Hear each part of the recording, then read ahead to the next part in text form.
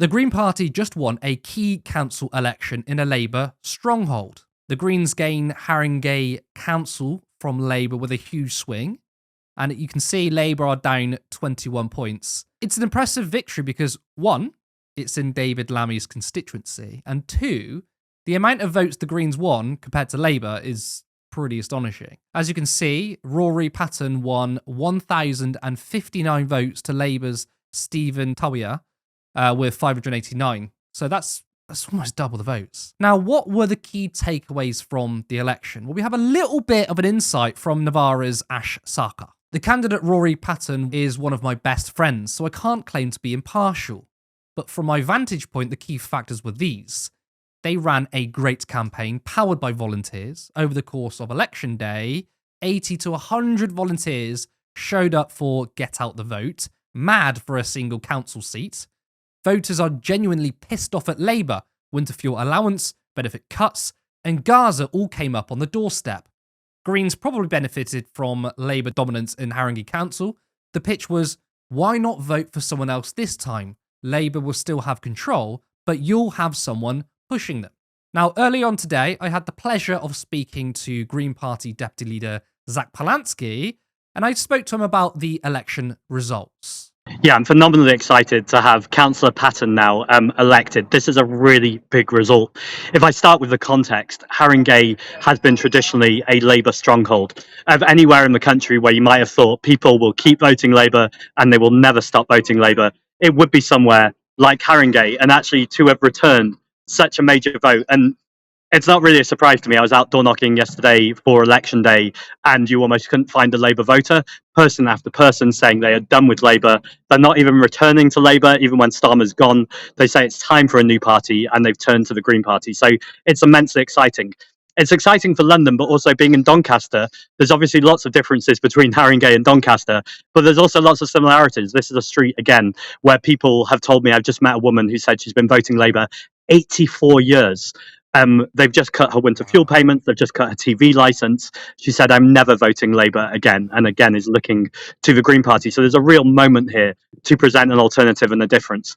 But if anyone wants to know why we won in Haringey, I think it's quite simple. It's traditional campaigning. We had a really good candidate, lots of people turning out. 120 people turned up yesterday to volunteer for Rory. That's partly a testament to Rory himself and his amazing campaign manager, Erin. And I also think it's a testament to the fact we're at this moment in politics where the Labour government has absolutely failed. Reform are circling in, but we can reject that politics of division. We can reject that politics that is toxic and actually say, let's have a politics that's about community, compassion, action on the climate, action on the cost of living crisis. And I think that's a winning combination that's resulted with over 50% of the vote. When you're speaking to people locally, is there a real battle between the Greens and Reform? Yeah, there are lots of places where people are saying to me constantly, we're either going to vote for Reform or the Green Party. I should say that wasn't Haringey. There was hardly a Reform voter around. But places like Doncaster, where I am today, that definitely sometimes is the narrative. And I think you can understand why that's the narrative. It sounds counterintuitive, but actually people are sick of the Labour Party and they're never going to vote for the Tories again. So they are looking for something different.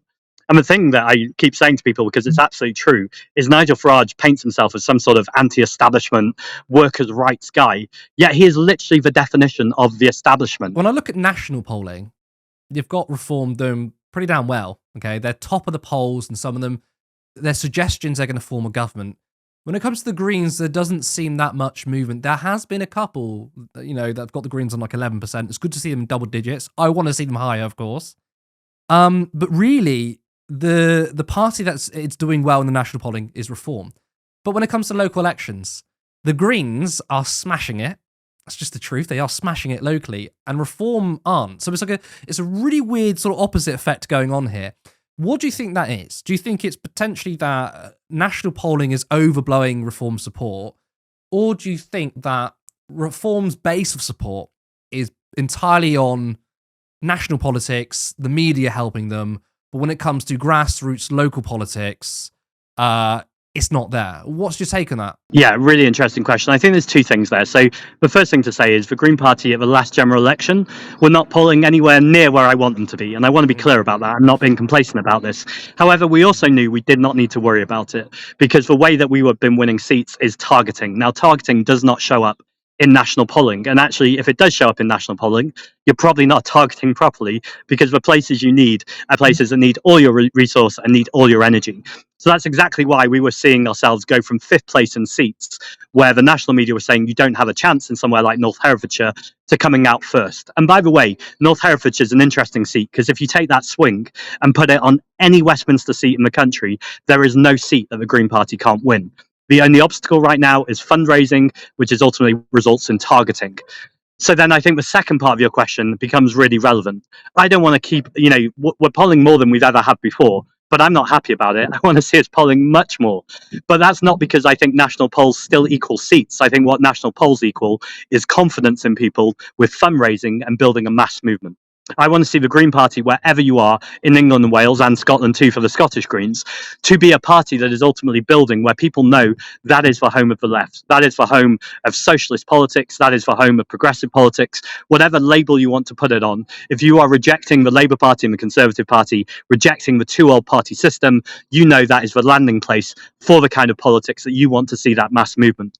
We know the narrative is often that Jeremy Corbyn failed. It is a ridiculous narrative.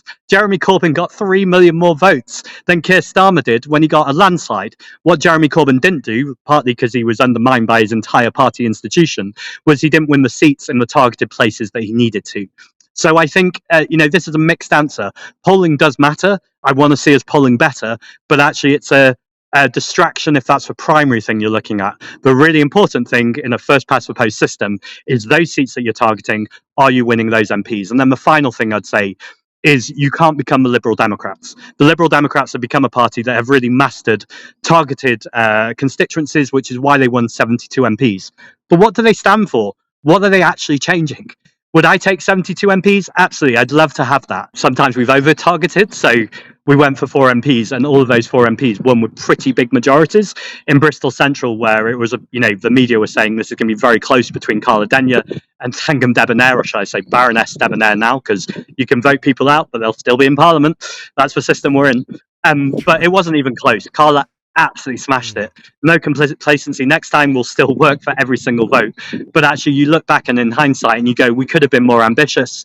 But then with lack of resources and funding, which is why the fundraising becomes so important, I think it was right to be conservative with a small c. But next time I want to see us bolder, I want to see us more ambitious, I want to see us build a huge mass movement. But if we had 72 MPs as the Green Party, we would have a coherent narrative, a theory of change, and we would be challenging the government. That's what you've got to do when you're winning power. If you win power or MPs just for MPs' sake, but you don't have a consistency to your messaging, a consistency to your party, I would say, is there any real point? So it's a combination. We need polling, we need bolder messaging, and ultimately, when we are looking at many, many more MPs and looking at even being in the balance of power with the government, that is when we need a coherent narrative. That's when we need the politics of environmental, social, racial, and economic justice. Absolutely convinced we need to do it. I'm absolutely convinced we will do it, but it requires us to be much bolder.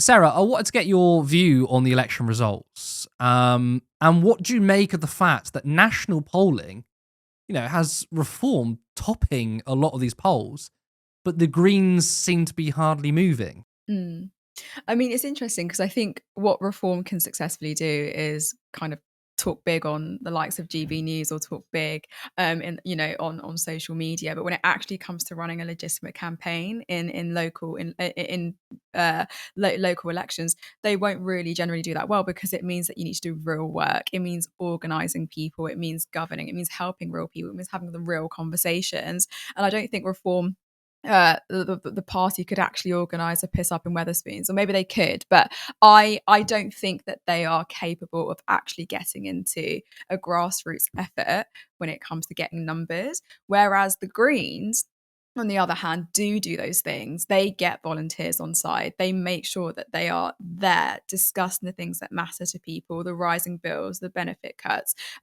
taxing a wealth tax. Like, they do the work by getting people on board. And that's why they do so well in local elections. Whereas Reform, it's very much like, let me try and be as reactionary as possible.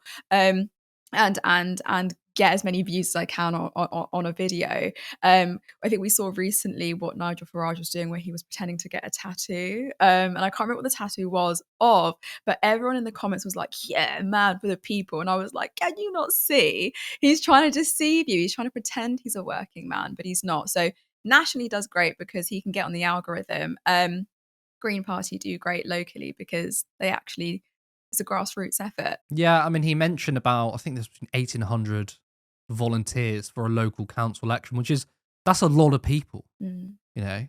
I mean, when we talk about the general election or a by-election, for parliament, that's the sort of numbers you see, maybe 500 for a popular person. Yeah. But for a local councillor, it's really impressive. And the Greens are very grassroots. They are. But of course, you want them to sweep nationwide.